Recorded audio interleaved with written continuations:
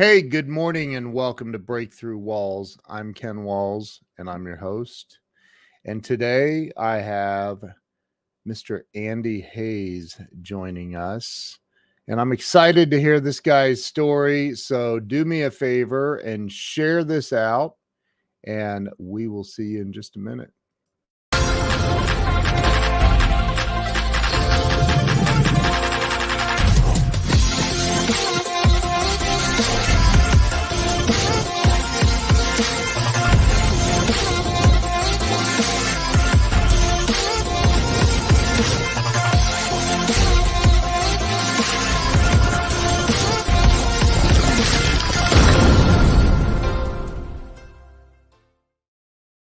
And we're back. Let me bring Andy on the show.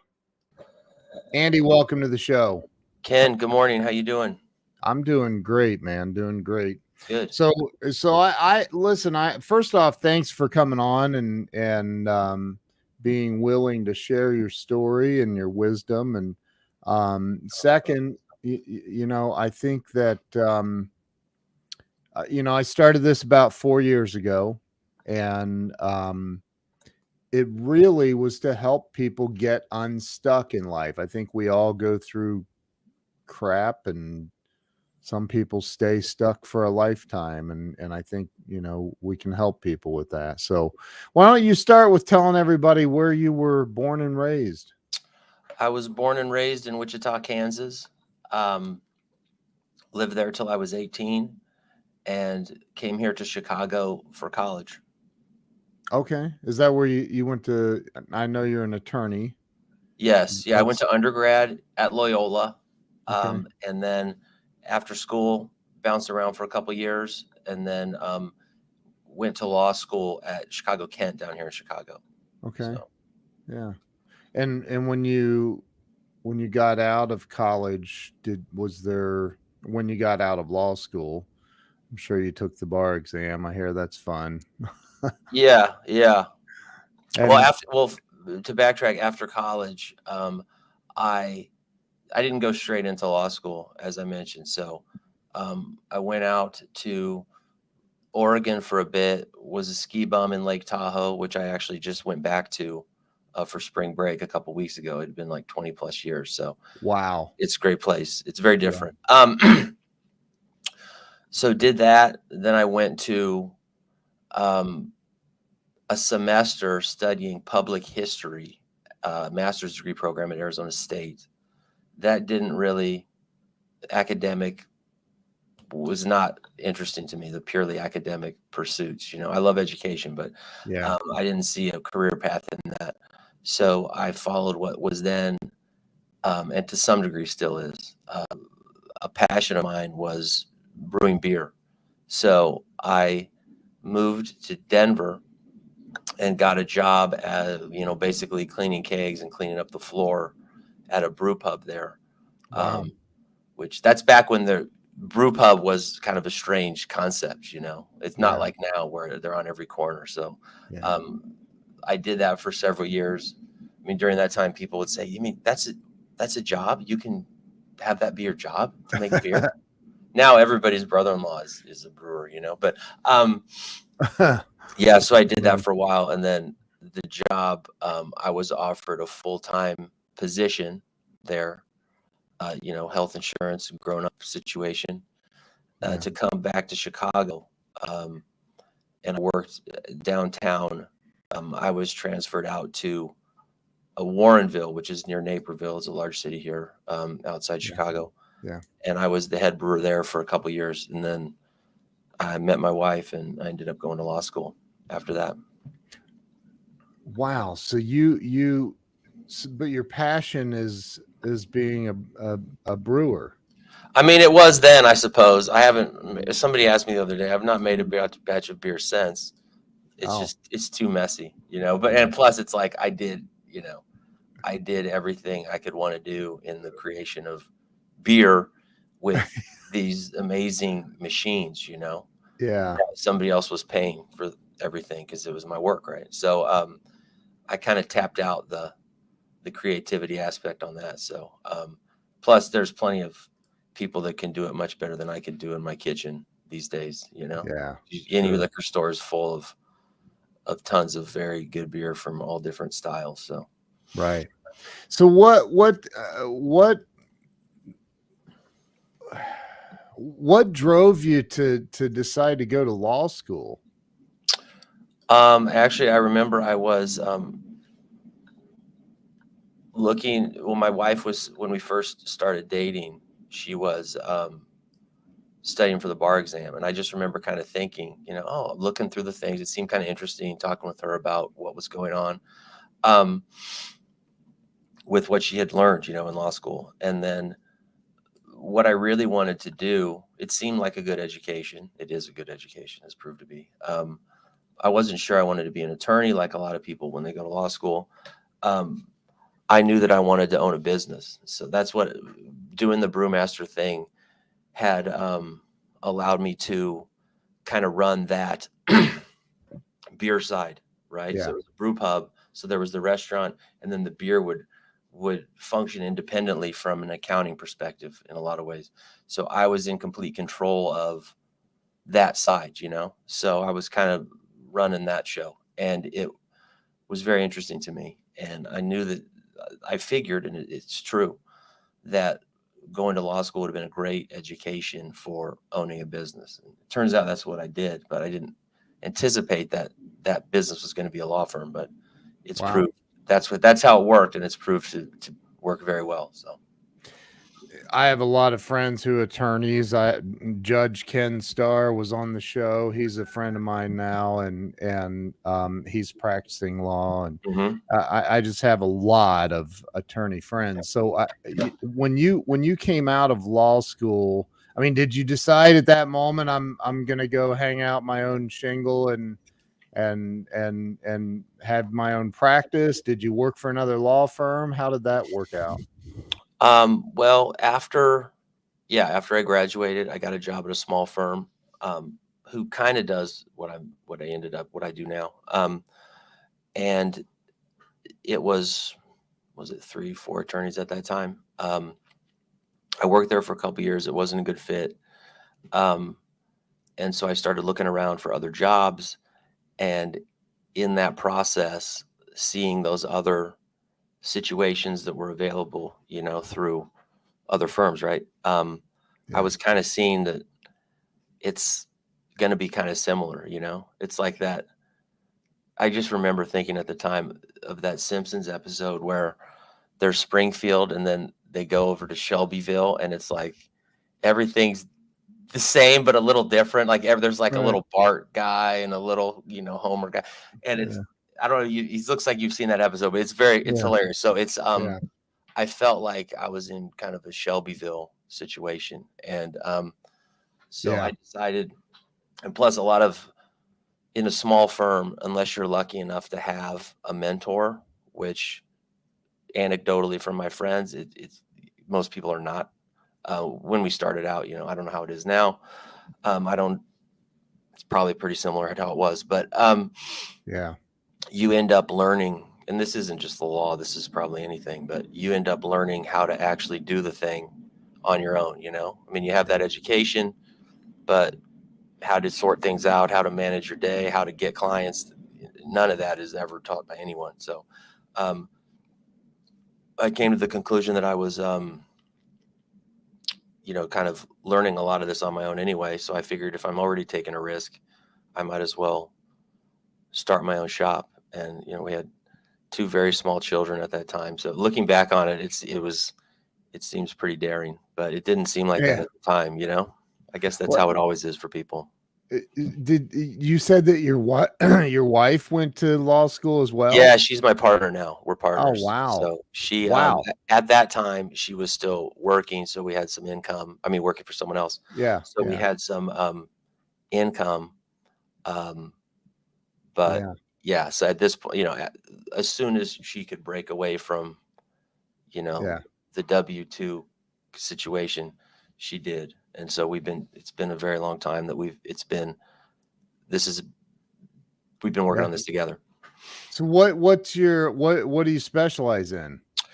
Our focus is estate and trust administration and then Okay. litigation. So The litigation side, we're rather well regarded here in Chicago as a firm that is focused on the litigation side of that Probate. unique area of law. So Yeah. initially it wasn't like that. Of course, whenever you start a business, I was taking, I mean, that was 2008 when I started. So I was doing mortgage foreclosure defense, all this housing crisis stuff that was happening, helping Yeah. people rework their loans, all of the, estate plan, everything, right? Wow.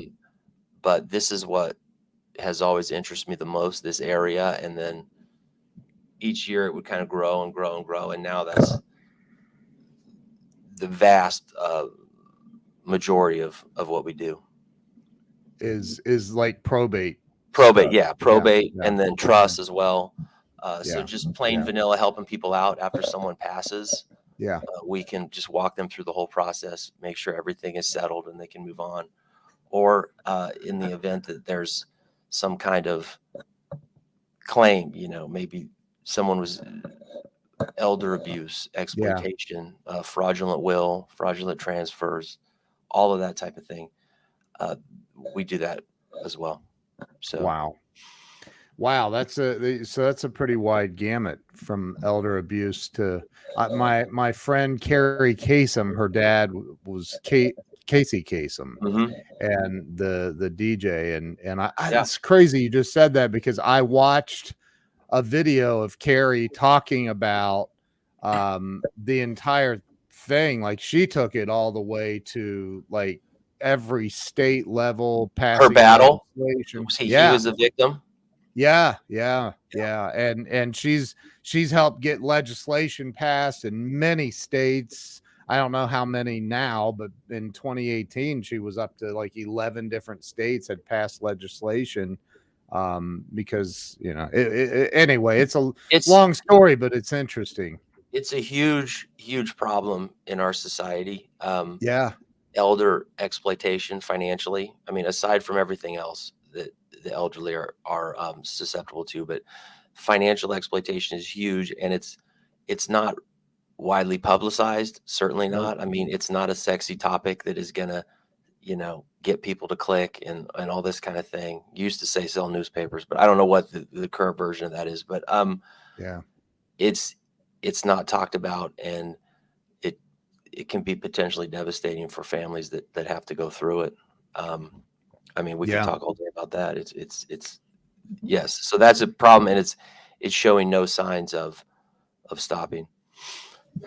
I think that it's I mean, and when it comes to the probate side, again, I have a friend here locally that was a probate judge here in Columbus, Ohio, and it just blows me away that there's a this is gonna sound so naive, but it that there's a need for attorneys to stand up for, like, it's crazy. Like, what kind of fights do Yeah, I people mean, get into over that? I like to think that my worldview on this subject is jaded, because if there is a problem, they're going to call me. So Yeah. I got to think there's tens of thousands of situations where that don't involve it, but it's the ones that do.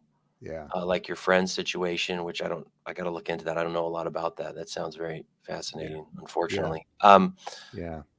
They will catch the media attention. And I mean, when there is a flare up in this type of realm regarding, a bad actor, whether it's a family member or a caretaker or whomever, it's devastating. I guess it looms large in people's minds, So I guess what I'm trying to say is it's not the vast majority of people that have to deal with this, but the ones that do, it's catastrophic potentially.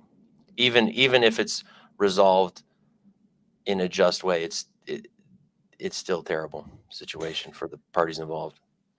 I have a friend she's an attorney, very famous attorney actually, that has that does what do you call it, medical malpractice and things like that, right? Right.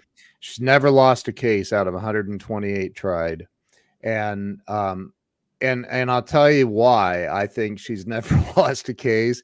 First off, she's incredibly smart, but second, she genuinely gives a crap. I mean, Right. she really cares about the and it sounds like you have, you know, some of that same passion. Like you really care about the people that come and see you.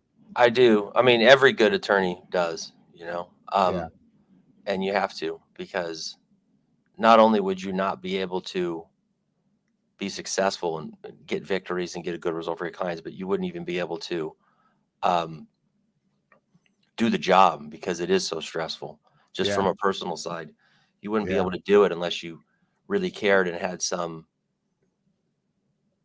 purpose to it, rather Right. than just trying to get clients and grow your business, make money, all those things that everybody's trying to do.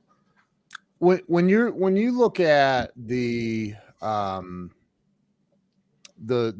path that you took in your career, what is there anything like from childhood that like a person or some event that made you go, you know, I'm going to be an attorney someday? I mean, I don't. Growing up, my dad was a general practice doctor, so I know those are Oh, kind of a dying breed now, but yeah, with the specialization. But I mean, in a sense, I'm that, you know. I mean, and he always told me that being your own boss is, you know, that's the way to do it, right? yeah, Um, and that was ingrained in me, and I always kind of held that up. He showed me that through an example, right? yeah, Aside from telling it, but also an example, you know. So yeah, that's kind of what, like I said, even when I went to law school, I wasn't planning on necessarily being an attorney, right? I mean, I didn't. The education was very interesting to me, and it was a yeah. great education. And you could apply it to. It would have served me well no matter what I did, I think, Right. afterwards. But yeah, I mean, what drove me to it was once I started practicing law, I realized that I did enjoy it and I could do it, um, and I liked the business side of it.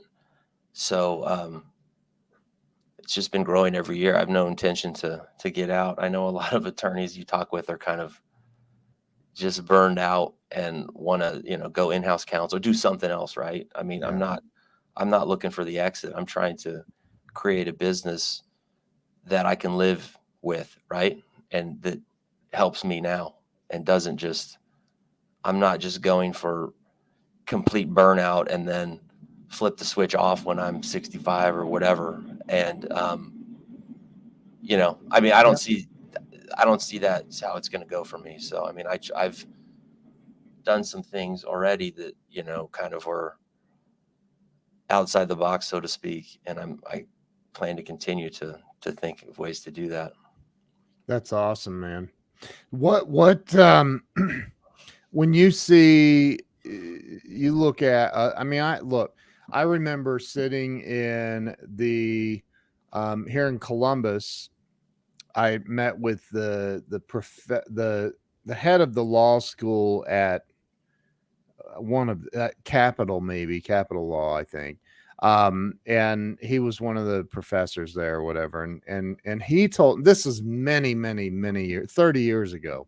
He said that Columbus, Ohio has more attorneys per capita than any other city in the country. Now that was back then. Yeah. Um, uh, what do you, I mean, so obviously there are a lot of attorneys nationwide. What do you feel like you do that separates you from your competitors? I mean, we all have them. What do you Right. think makes you different?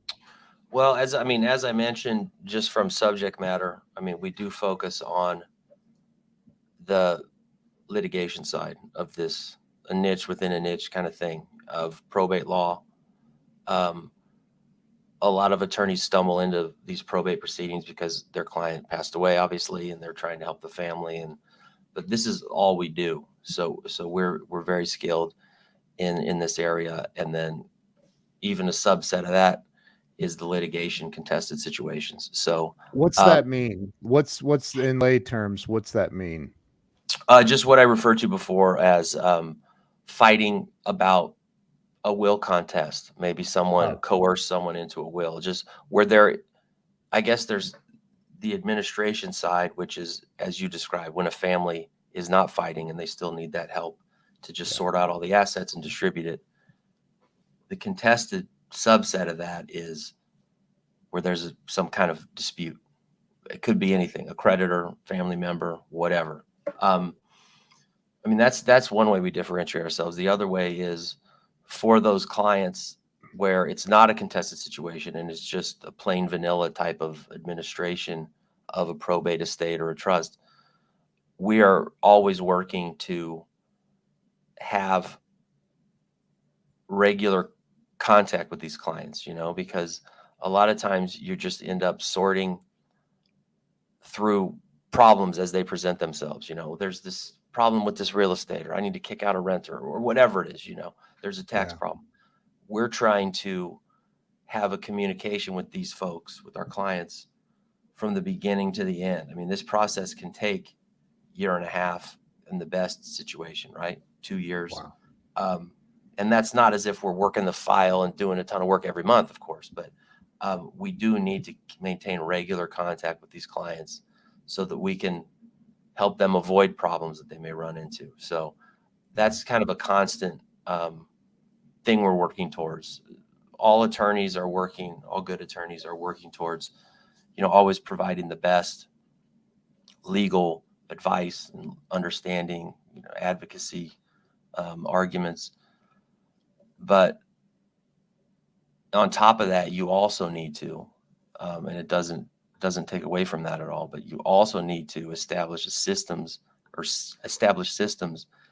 in your business where you give that client experience, because the law and attorneys are not really focused on customer service. I mean, you can just listen to all the jokes, of course, or all the public, misconceptions of just looking to bill some more hours. I don't want to talk right, to my attorney because it's going to cost me whatever. So we're trying to focus on that client experience rather than, only the delivery of the legal services, right? yeah. Well, my buddy Doug Wing, who's on here, he said he shared it. He's the heir of the Little Giant Ladder Company. He built that with his father. And he's always like, I got to call my attorney about this or that or Yeah. whatever. And he's like, and as soon as he answers the phone, I get billed $450. I'm like, dude. So That guy must have his invoicing down. I gotta call that attorney and figure out how he gets the bill out that quickly, right? yeah, Instantaneous. That's the next level. yeah. But I mean, I think though, look, I am a huge advocate for owning your own business. Huge. In fact, I Yes. think everybody should, out of high school, before they decide to do anything, I think everybody should go knock on doors and sell something for a couple of years, Yeah. and then decide which career path you want. Because I've owned a business most of my adult life. Mm-hmm. I have had the misfortune of working for a couple of people, and I am just not a good employee. I'm not And either. I'm sure. I mean, it's like once you become You a don't play well pickle. with others. No, you can't ever go back to being a cucumber after you become a pickle. So it's Yeah. like I can't. I just can't do it. I can't punch a clock and. But I actually think that, I mean, there is some level of, I mean, the risk of owning a business is huge. attractive to me, I mean, Yeah. even aside, of course, there's more upside, right? And that's great. Yeah. But the risk is appealing in some way. It's like, I don't gamble. That's what one of my friends said, who had he owns a couple bars now. He's very successful here in Chicago. I'm going to butcher it. He's hilarious, but he's like, yeah, I don't need to. He's like, I don't gamble, except with my family's entire future. I mean, Right. He's like, I don't need to gamble. I don't need to throw $100 on the White Sox when, you Yeah, know, the no. whole family's on the line every quarter, right? Anyway, you It's said it much funnier, but it's true. I mean, it, I feel the same yeah. way. It's what look, you can look at history, man. I mean, Elon Musk, there's somebody willing to put it all on the line, Yeah, and he's putting a lot more than we are on the yeah, line, but yeah, he's willing to risk it all. And right. because of what reason, I don't know. I have no idea why maybe we're mentally ill. Yeah, I yeah. don't know. It takes a little insanity, yeah, to do. I mean, when Yeah. I look back, like we're talking here about, starting your own business when you have two little kids and all this kind of. I mean, that's I'm still kind of wired that way, but yeah, it seems crazy, right? I mean, I'm sure people thought I was crazy. No one really told me I was crazy at the time, but I'm sure they thought it, right? You know, something I find very curious about attorneys is I've seen attorneys that can go to trial, go be in front of a judge and jury and just annihilate one another in arguments Right. and then walk out of the courtroom and act like everything is fine. Nothing happened. I just don't get that. Well, How do that's you not take it personal? I mean, that's deep in the profession, you know. There's That's the civility of professionalism. I mean, the thing is, again, you're describing what good attorneys do, right? I mean, there certainly are, because you've got to be able to draw that line between being an advocate and then taking it personal, as you said. And I mean, we do run across folks that clearly take it personal, and they think that they are doing a service to their client when actually, it's a complete disservice. I mean, you need to have that distance in order to be able to function as a human when you're, off the clock, so to speak, but also in order to think clearly and give your clients the advice they're paying you for, and you have a duty to give them. Um, Yeah. I don't know you know, how we do it or I do it. You have to do it. I mean, there's no alternative. You're just going to crush yourself, and no one's going to take you seriously. I mean, no judge is going to take you seriously. No attorney is going to take you seriously if you can't step back from it. Because I mean, the vast majority of all cases settle, right? So I Yeah. mean, it's very few when you look at all the cases that are filed. I mean, I don't know what the numbers are, but I mean, it's very small. Actually, go to trial. So Right. in the end, you need to have that conversation with your client where you speak reasonably with them, and you're not going to be able to get to that settlement situation if you're huffing and puffing and slamming down your folders every time, you try to Right. talk to opposing counsel, right? I mean, sure, maybe, and it's also, I mean, that's maybe some motivation for these folks is they like to go to who act in this unprofessional fashion you see the client relationship as transactional. Of course, that's what I'm telling clients all the time. I said, listen, you need to take my advice and pursue this settlement course of action and have this conversation and see if we can do anything. I mean, it's actually not in my financial best interest to get you to settle, right? I mean, I get paid more if we go to trial. So why Right. wouldn't you listen to me? I mean, it's like, what more do I need to say? I'm, Right. leaving, thousands and thousands of dollars on the table by settling. But I mean, so I guess if you look at it on a transactional kind of relationship, of course, it would make more sense to just, oh, we're going to trial. I'll see you in court. Slam the door in everybody's face, like in the TV Yeah. shows. But that's not the way that it really goes down in a functioning law practice. Sure. Sure. What do you know,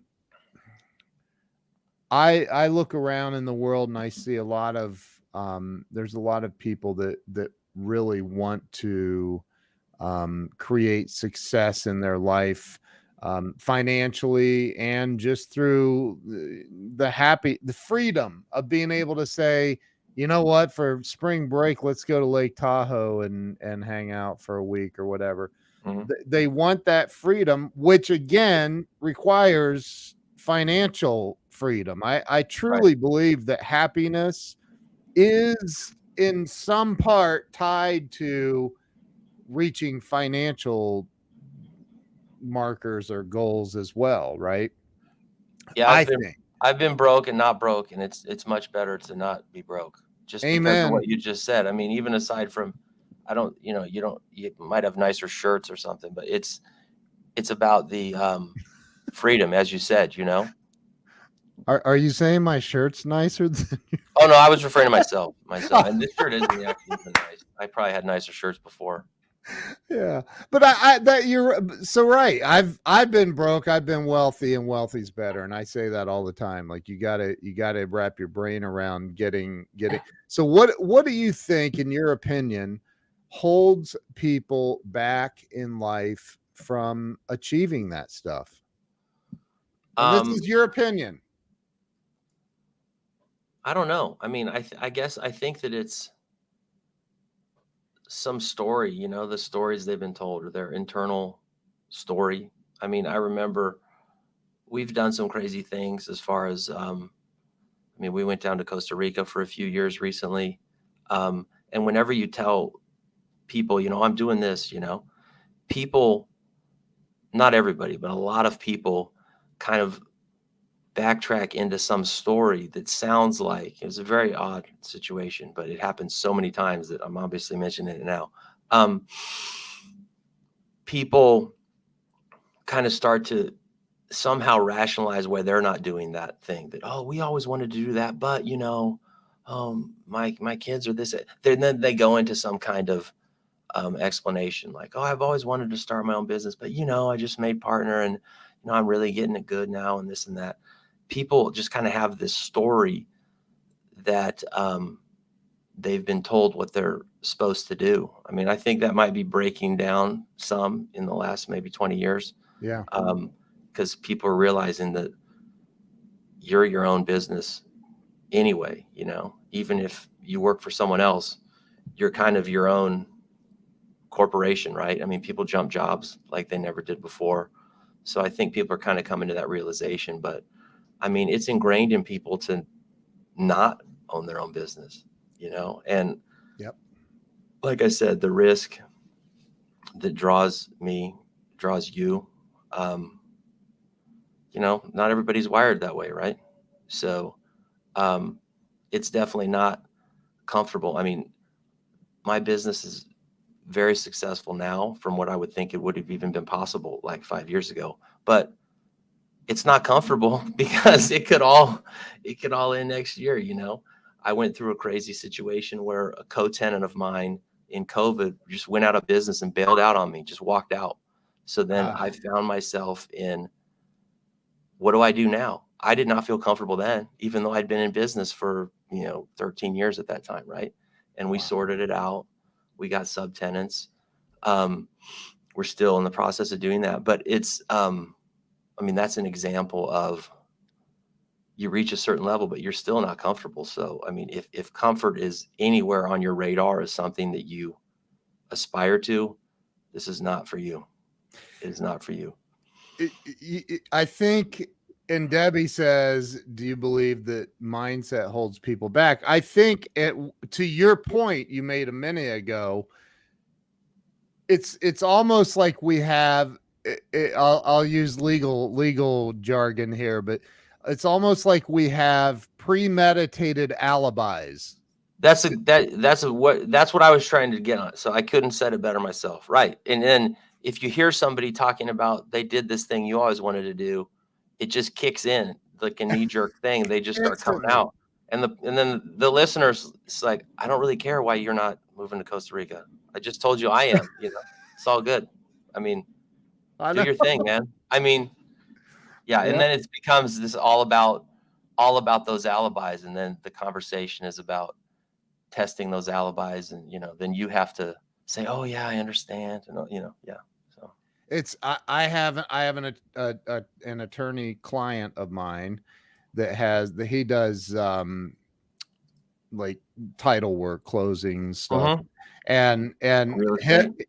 he's packing his family up and they're moving to freaking Roatan, man, Honduras. And I'm like, why? And he's like, why not? Yeah. And That's I'm what we like, did. We did that. We did that in 2015 through 2018. We did that to Costa Rica. wow. I mean, I think that again, it's if you are living, I feel like it's my job to save the world sometimes, and I know it's not, but I try, and when I say that, it's save them from their own stupid self-sabotaging mindsets of what we were just talking about, right? Like, get out of the mindset of living in that the get rid of your stories, your alibis, get rid of them. Like, It takes a long time. it does, man. So I remember, and probably hearing a story like what I'm getting ready to tell you stops people too. I remember when my wife and I met 12, 13 years ago, we opened up our first little office, had a few employees, and this guy walks in, he goes, and this dude way bigger than me worked for me. He's like, there's a dude out in the parking lot looking in the windows of your SUV. And I'm like, I'm like, well, tell him to get the hell out of it. What, you're bigger than me, dude. What? And he's like, he's got it blocked with his tow truck. And I was like, tow truck? Oh no. I don't know if you've ever tried to convince a repo guy not to take your car in front of all your employees. I'm not that good of a negotiator. No.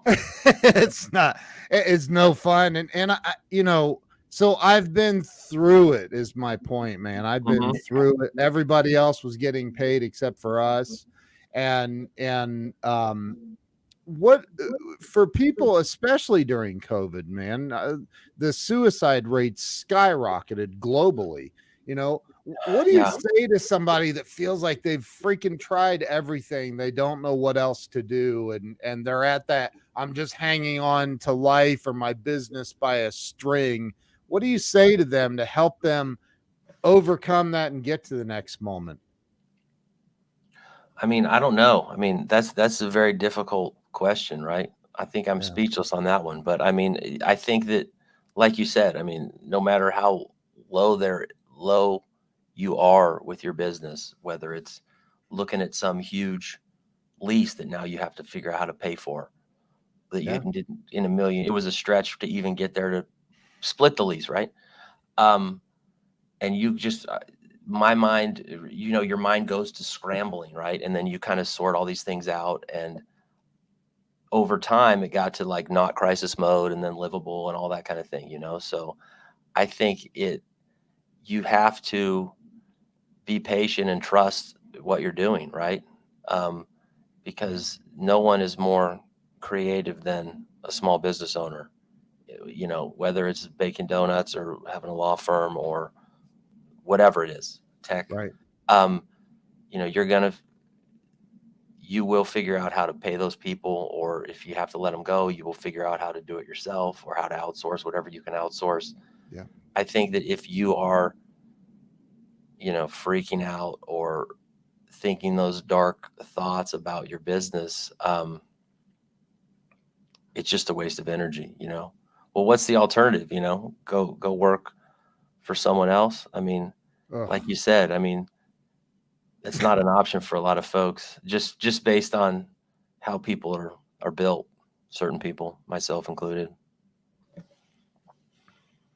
Yeah.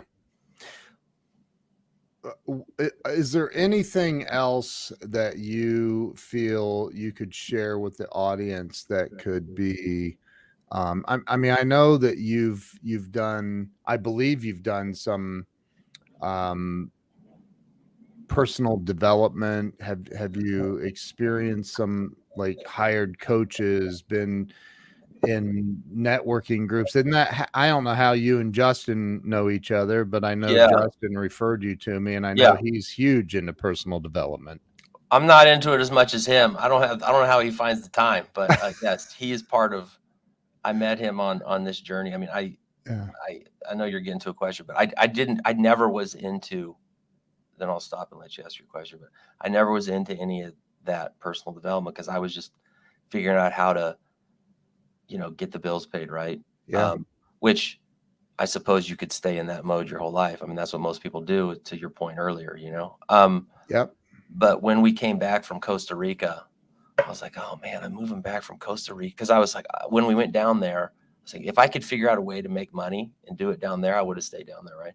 So it turns out the business was still growing and all this, and I realized I didn't want to quit being an attorney.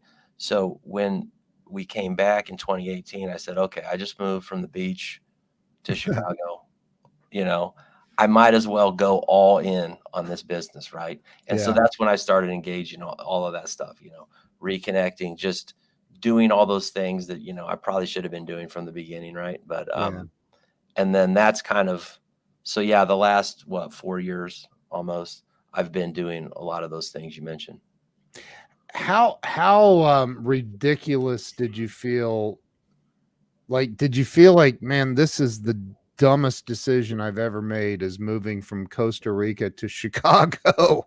I mean, it snows in Chicago and it's cold there. I mean, I might have felt, I think I felt that more when I went down there, Oh, and I was like, oh my God, what did I just do? But it's sort of just, that was more kind of the broke versus having money kind of thing. But sure. no, I knew it was the right time to come back, and I knew I was excited about my business again, which is something I hadn't felt to that level Yeah. since I was very early on. So that was, and I still feel that now, and that was really good, and it's So, necessary, because if you don't feel excited about your business, you're just punching a clock for yourself, which is, that's doesn't really feel any different than punching a clock for someone else. yep. So, how important is personal development? I mean, I think, like I said, I gotta turn my volume up. Again, I mean, that's how I keep it interesting, right? I Sure. mean, if I'm not trying to do something more than just pay my rent and pay my mortgage and feed my Yeah. family, earn money, there's got to be something more to it, right? And I think if I'm trying to focus on those personal development type of slash business, grow that kind of realm where it's together. Yeah. I mean, everyone benefits. My employees benefit, my clients benefit. And I mean, unlike spiritual development, which is great too, but I mean, if you're talking about business, personal growth, you can look at it on a page. So I'm not trying to minimize any other type of growth, or saying that spiritual growth isn't part of the business growth you're talking about, Yeah. personal growth in that area. But yeah, you can track it, and it's pretty fascinating. Yeah. Debbie's daughter is in law school right now, and she says, any advice for future lawyers? What should a current law student, she meant, do now to be prepared? I mean, I guess I would say that's a good question. I guess I'll just put myself back in that. What would wish I would have known, um, coming out of law school? It would be about the business side. I would like to, and I want to do this sometime, um, when my kids are older and I have more free time. Teach one of these classes at my law school here in Chicago, but the business of law, because most attorneys Mm, end up in small law firms, right? I mean, in law school, they're focused on talking about the top 5%. Oh, they're going to go to these firms, and the clerkship and all this kind of stuff is big in the culture of law school. Everybody's talking about it, and summer clerks. yeah. That goes to, I mean, a school like mine, good school, not the top flight University of Chicago or something like that. Very few folks obtain that. I went to Chicago Kent here in Chicago. Um, get that type of thing. So you're working for local, small, medium-sized firms, and I mean, if you don't understand how that works, um, you're not gonna thrive. And I think that she should tell her daughter that she needs to know how to get clients, because if, in order to be an attorney, in your mid 40s, which is what I am. I mean, even if I didn't own my own law firm, I would need to have the ability and book of business to get clients. And I was forced to have to do that right out of the gates when I started my own firm. But even if you don't start your own firm, you need to be able to. A lot of people go to law school because they don't want to knock on doors and sell things, right? Like you said. But you need to do that. You need to do that, I think it's so important that you should definitely teach a class on this. I'm friends with Grant Cardone, who's a huge sales trainer, right? And he says it, and I totally agree. I have Ben Gay the third on here right now, who's a legendary sales trainer, like legendary. He worked with Zig Ziglar and the Think and Grow, Napoleon Hill. Like Ben worked with them and knows them, and so sales. If I say it all the time, Andy, if you own a business, you are in sales. Right. If you have a job working at a company as a lawyer, you are in sales. If you are in front of a judge or a jury or whatever it is, you're just trying to negotiate a good deal for your client, you better have some sales skills. I mean, I think the old mindset of attorneys, it may be, at least people are paying lip service, that's now shifting, but sales used to be a dirty word, right? Yep. For attorneys. I mean, the old mindset a generation ago was, well, this is a profession, we're not gonna, we're not salesmen. That's dirty. That's for insurance guys or whatever. And the rules of professional conduct were structured that way, in a lot of ways. And some of that's changing now, but still, I mean, we're still very antiquated in many, many, many ways as far as marketing and sales, and certainly in technology. But yeah, I mean, it's not a dirty word, and it's necessary. And I mean, if you are a young attorney and you bust your ass for 10, 15, 20 years and you're doing great, if you don't have any clients, it's not going to matter, because they're going to find someone else who can do great legal research, right? I mean, that's not an uncommon trait. No offense to those that are great legal researchers. But you can easily find someone to do that, Right.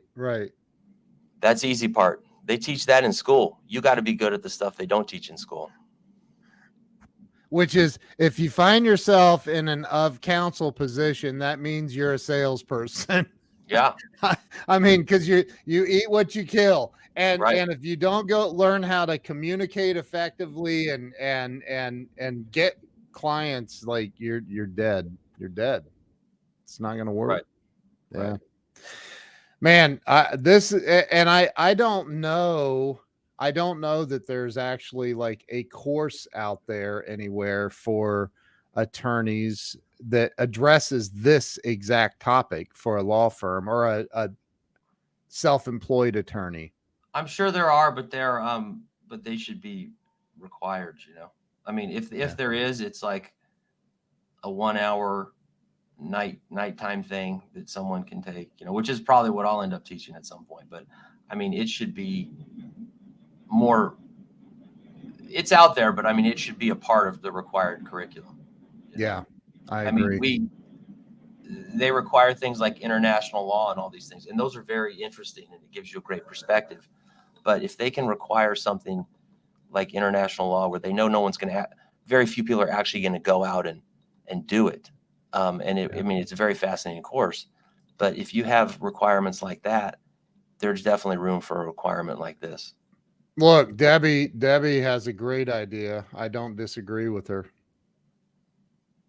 I missed it. I just saw the last part. I'm trying not to focus on this. I get too distracted. She says the Andy Hays course. How do we sign up? Well, I'll be like Trump. That's my new logo, just the big H everywhere. I'm gonna go into. We'll get That's there. We'll it. get there. I We're love starting it. here. I love it. I love it. Andy, hey, listen, man, I appreciate you coming on, sharing your story and your wisdom. And yeah, man, I think what you're doing is pretty cool, man. Well, I appreciate it. Thanks for having me on. Yeah, thank you for It's being here. nerve-wracking to talk about more your personal story. It's easier to talk about, the law and things, but it was a good talk for sure. Thank you. Yeah. Well, hey, I appreciate it, man. If you'll hang on for me, I'm going to go ahead and end the live stream. And for everybody that's watching or has watched and shared this out, I appreciate it. Andy appreciates it. Andy, where can people follow you? Is there a place they can, like, social media that's best? Yeah, I mean, we're trying to keep our LinkedIn going pretty good. That's another thing. I've just now got into that recently. You can check us out at our website. It's haysfirm.com, HAYSFIRM.com. And then, yeah, LinkedIn is probably the other best way. It's HAYSFIRM. Yeah, that's the website. .com. I want to throw that up here so it's scrolling across the bottom. So haysfirm.com. Everybody go over there, look Andy up on LinkedIn, send him a LinkedIn request, and I will convince him that he needs to be on all the other social media platforms as well. I'll get there. Yeah. All right. Hey, thank you. Hang tight for me if you would, Andy. Thank you, everybody. Have a great day, and we will see you all later. Thanks, Andy. Thanks, Ken.